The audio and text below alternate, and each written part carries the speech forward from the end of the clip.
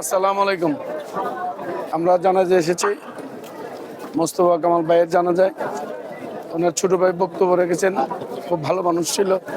আমরা জানি উনি খুব নম্র ভদ্র ছিলেন, নামাজি ছিলেন, বিনয়ী ছিলেন, আল্লাহওয়ালা ছিলেন, একটা মসজিদেরও সেক্রেটারি ছিলেন। আমরা ওর জন্য দোয়া করি, আল্লাহ ওকে ব্যস্ত নসিব করুন। আর এর সুষ্ঠু বিচার জন্য সরাইলে এই বিচারটাই যেন অন্য দুর্বৃত্তরা বুঝতে পারে যে অন্যায় করলে এটার বিচার হয়, তার জন্য ফাঁসি হয়। এই জনতার নামাজি আজকে প্রমাণ করে অত্যন্ত ভালো মানুষ ছিলেন। আমরা তার জন্য দোয়া করি। আমি এই কালীগুচ্ছ অনেকদিনই জানাতে নামাজ পড়েছি, কিন্তু এত বড় জামাত আর কোনো দেখিনি।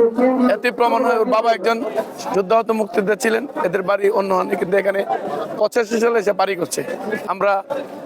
আমরা ওনার বিচার সুষ্ঠু একটা বিচার হোক, সুষ্ঠু অন্যায়কারী যে তার জন্য শাস্তি হয়, সর্বোচ্চ ফাঁসি হয়, সে আশা ব্যক্ত করে আমি সকলকে আজকে যারা জানা দিয়েছে ধন্যবাদ দিয়ে এবং আসসালামু আলাইকুম।